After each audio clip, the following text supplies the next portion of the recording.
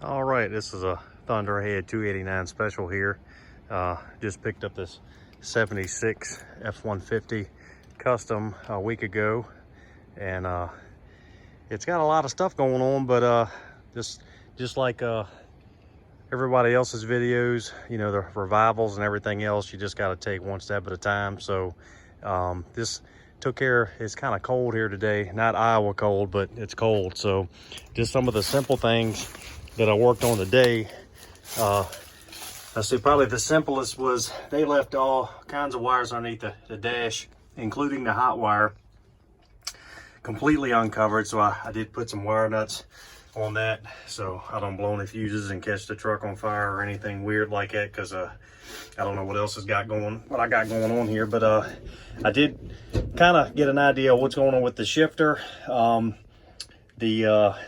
First of all, it's supposed to be reverse up and to the left, and then first gear's straight back, and then up and to the right for second and third, and all that's backwards. So I figured that out, and that's I'm sure whoever owned this before did some really janky stuff here. The good news, as you can see, is it's a Hurst shifter, so it should be quality stuff underneath of there. So, but this whole shifter was spinning, and I was able to at least put a little electrical tape down below after, and then put that nut on, and it does keep it steady. But the other problem I got is that in order to come all the way down into what will eventually be first gear and third gear, is that I have to bury the knob into the seat. So, but although I didn't fix that today, at least I figured out what's going on with it.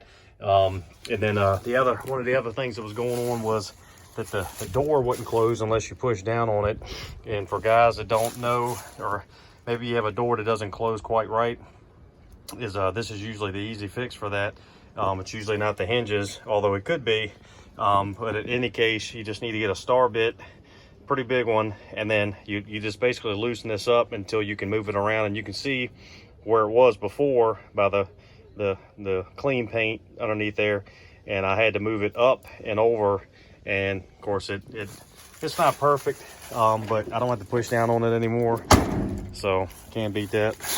And the other thing that I know I need to work on is I got to pull this one barrel carburetor off.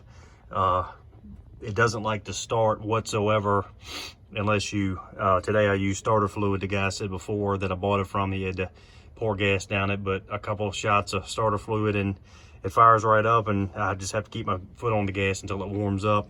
It does have a manual choke on it, but it's not quite working right. I'm not sure if it's just, needs, to kind of be adjusted to work right, but it does run pretty good, obviously. Maybe some of you guys that have owned straight sixes, is this normal to have this many washers on everything on this? I thought I saw some somewhere else, but yeah, you can see they had fun with that. So I do got a battery on it. Obviously he wouldn't sell the truck to me with the battery because he had it out of another vehicle, but I was able to get this from my brother-in-law, and she fired right up. So she runs good. And one thing he thought was that that reverse, just he couldn't get it in reverse, or he said he couldn't get it into reverse. So I was concerned there was something going on with the transmission, but I think it's just the seat and the way it's calibrated underneath the truck. And I believe you can see some of the linkage down there, but I honestly wish it was still on the 3 on the tree, because I'm not, you definitely don't hot rod a straight 6. I mean, I'm sure you can do some work to these and get them to do a little bit more, but definitely not what I'm going to do with it. So the only other janky thing is, you can see, is not a big deal, but at least as far as the hole in the dash is not a big deal, because that can just be patched up and painted over. But I don't know if when they put the floor shifter in, whoever did it, that they thought they had to take the whole column apart in order to get this shifter knob out, but you really just have to take the pin out and then the knob comes out. So I don't know if they took the whole thing apart, but this is what I got now. I mean, it works, like it'll steer, but it's, that's crazy. So I did get online, and it looks like there's some sort of bushing that goes down there, and then some spring, and then this nut, and then it might be another one underneath, another nut, I'm not sure, but I'm assuming that's what's missing. So, and whenever I put it back together, I'm gonna obviously put this back together, put this back on. I did, when I had the truck running, I tried running the signals and they wouldn't work, so I don't know if it's a grounding issue or if it's just this is jacked up. But like I said, it's just, you know, taking one little step at a time, try not to do too much. I'm hoping tomorrow I can back this into the garage, because I really don't want to be laying in the leaves when I got a garage, and then I can look at this linkage underneath. I think part of what I got going on with this shifter is you can see the adjustments down there. I don't know if you can see that, but down there you can see where they can be adjusted, and I'm getting some feedback from some guys on some Ford sites on Facebook as well that you can easily hook these linkages up backwards, and that's probably why instead of down and two is should be first and it's reverse, and it's probably just hooked up backwards underneath. So hopefully I can get that squared away. I'm gonna try to find a diagram of the transmission.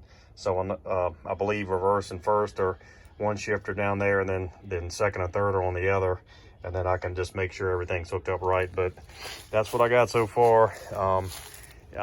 It's got some green on it where it's just been sitting outside. The good news is, as you can see, I'm not sure if this is white, honestly, and I know that sounds kind of silly because I'm sitting right in front of it, but it almost looks like a very, very, very light blue, like baby blue or something. But it could be just a dirty white, but they painted it a really nasty blue, and I don't know if this is spray paint, but I got a feeling it is.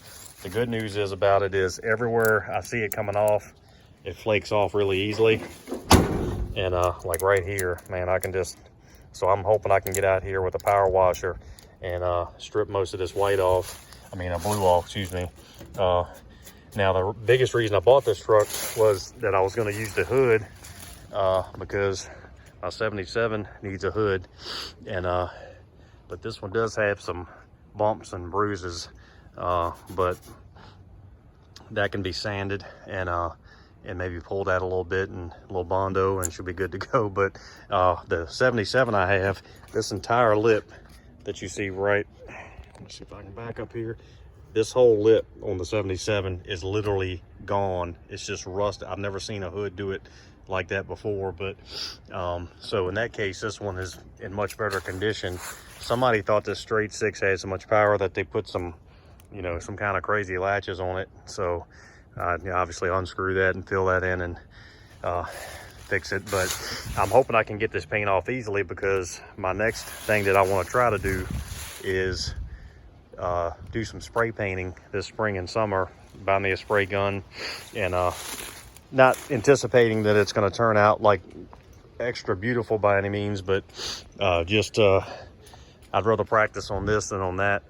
So that one needs a bed as well, and this bed actually initially looked pretty good, like it could be a good donor, but it's got it looks like it's, I don't know if it's a dent underneath, but there's certain spots where it looks like there may be some Bondo hiding underneath this blue. So I'm just not sure how that's all going to turn out, but this paint is flaking off so easily. I'm hoping that once I get the power washer out, that I can get most of it off. You can see the cab has got some, that looks like body filler right there. And but you know, I just pull this thing in the garage this summer and just tape off and just like spray this door and just see how it looks and just practice on it. I mean, I've got $350 in this truck, so it's not going to hurt my feelings. It certainly can't look any uglier than this blue. From about 100 feet, this blue looks really great, but you got to trust me when I say it's not hitting on a whole lot. So other than that, that's where she sits, 76 with the straight six. So got a decent grill on it. It kind of looks like somebody replaced the right one. The grill insert, this insert looks better than that one, and it actually looks like it's maybe they've replaced that one or that one. But the shell overall is actually in a little bit better condition.